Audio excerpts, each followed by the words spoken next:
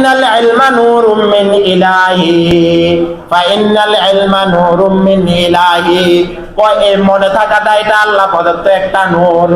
ফাইন্নাল ইলমা নূরুম মিন ইলাহি ওয়া নূরুল্লাহি লা ইউতা লিয়াসি। আর আল্লাহ তাআলা এই নূরটা, এই জ্ঞানটা মনে রাখাটা গুনাহগারকে দান। সমস্যাটা কি দেখেন, কেমন পর্যায়ের ছাত্র, কেমন পর্যায়ের ওস্তাদ, কেমন পর্যায়ের ছাত্র, কেমন পর্যায়ের উস্তাদ। বর্তমানে এমন ছাত্র পাওয়াও মুশকিল, এমন উস্তাদ পাওয়াও মুশকিল, যে ছাত্র যে উস্তাদের সাথে আলোচনা করবে যে উস্তাদ আমার কথা মনে থাকে না, আমি গুনাহের দিকে অগ্রসর হয়ে যাই, এগুলো এখন আলোচনাও হয় না। কিন্তু ইমাম শাফি রহমতুল্লাহি আলাইহি তার উস্তাদ ইমাম ওয়াকি রহমতুল্লাহি আলাইহির কাছে যাইয়া বলে, হুজুর আমার অভিযোগ, আমার কথা মনে থাকে না, ইলম শিখতে মন চায় না, আমার সমস্যাটা কি একটু বলেন। আমাদেরকে সর্বপ্রথম মনে রাখতে হবে জ্ঞান যে বিদ্যা, একটা হচ্ছে আল্লাহ প্রদত্ত, আর নূর আল ইলমু নূরুন লা ইউসা। আল্লাহ তাআলা কোন গুনাহগারকে ইলম দান করেন না, আল্লাহ তাআলা কোন গুনাহগারকে কি দান করেন না, ইলম দান করেন না। কারণ আল ইলমু নূরুন ওয়া যুলমু, একটা ইলম যেটা এটা হচ্ছে নূর, আর অন্য গুনাহ যেটা এটা হচ্ছে অন্ধকার। আলো আর অন্ধকার কোনোদিন একসাথে হতে পারে না। যেখানে আলো আসবে সেখান থেকে অন্ধকার দূর হয়ে যাবে। তাহলে ইলমটা হচ্ছে নূর।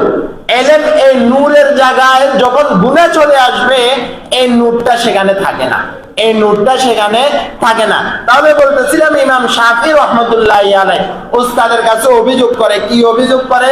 শাকাউতু ইলা ওয়াকিইন সুআ হিবসি ফাআওসানি ইলা তারকিল মাআসি।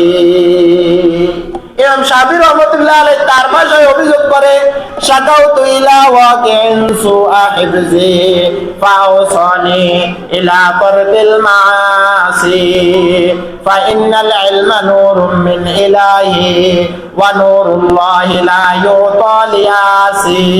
ইমাম শাফি রহমতুল্লাহি আলাইহি উস্তাদ ওয়াকির কাছে যখন অভিযোগ করছে, উস্তাদ আমার কথা মনে থাকে না, আমার স্মরণ শক্তি থাকে না, আমার বিদ্যা মনে থাকে না, জ্ঞান মনে থাকে না। এখন উস্তাদ ওয়াকি ছাত্রকে কয়েকটা পরামর্শ দেন, ছাত্রকে কি দেন? কয়েকটা পরামর্শ দেন যে তোমার ইলম মনে থাকবে, বাকি বিষয় হচ্ছে তুমি কয়েকটা কাজ ছেড়ে দিতে হবে, কয়েকটা কাজ কি করতে হবে? ছেড়ে দিতে হবে। এখন উস্তাদে বলে শাকাউতু ইলা ওয়াকিইন সুআ হিফজি। ইমাম শাফি অভিযোগ করছে, উস্তাদ আমার কথা মনে থাকে না, সুআ হিফজি, হিফজ ভুলে যাই। হিফজ কি যায়? ভুলে যায়, কথা ভুলে যায়। এখন কি করব? এখন উস্তাদে বলে ফাআওসানি ইলা তারকিল মাআসি। ছাত্র এক নাম্বার কথা হচ্ছে ফাআওসানি ইলা তারকিল মাআসি, এক নাম্বার গুনাহ ছেড়ে দাও। সুবহানাল্লাহ বলবেন না?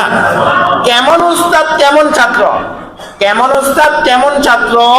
উস্তাদে এমন একজন ইমাম শাফি রহমতুল্লাহ আলাইহি কোন পর্যায়ে? এখন শাফি রহমতুল্লাহ আলাইহি বলে ফাআওসানি ইলা তারকিল মাআসি, শাফি তুমি গুনাহ ছেড়ে দাও। এখন আমাকে যদি কেউ বলে হুজুর আপনি গুনাহ ছেড়ে দেন, সঙ্গে সঙ্গে আমার চেহারা সুরত লাল হয়ে যাবে। হ্যাঁ, আপনি কি এটা আমারে বলতে পারেন? আমি যদি আরেকজনকে বলি ভাই আপনি গুনাহ ছেড়ে দেন, হুজুর আপনি এটা কি বললেন, আমি কি গুনাহ করি? এটা আমাদের নিজেদের আত্ম সমালোচনা, নিজেরা একটা আলোচনা করা, যে আমি একজনকে যদি বলি যে আপনি গুনাহ ছেড়ে দেন, তখন সে আমাকে উত্তর দিবে হুজুর আপনি কি দেখছেন আমি গুনাহ করতে? আমাকে একজন যদি বলে হুজুর আপনি গুনাহ ছেড়ে দেন, আমি বলবো আপনি কি দেখছেন আমি গুনাহ করতে?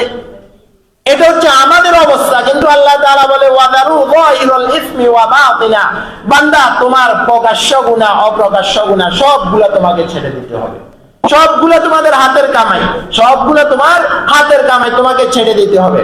তাহলে ইমাম ওয়াকি রাহমাতুল্লাহি আলাইহি বলে ফাআওসানি ইলা তারকিল মাআসি, সর্বপ্রথম যদি তোমার বিদ্যা মনে রাখতে হয়, ইলম মনে রাখতে হয়, কথা মনে রাখতে হয়, ভালো কাজগুলা মনে রাখতে হয়, ফাআওসানি ইলা তারকিল মাআসি, এক নাম্বার শর্ত হচ্ছে তুমি গুনাহ ছেড়ে দাও।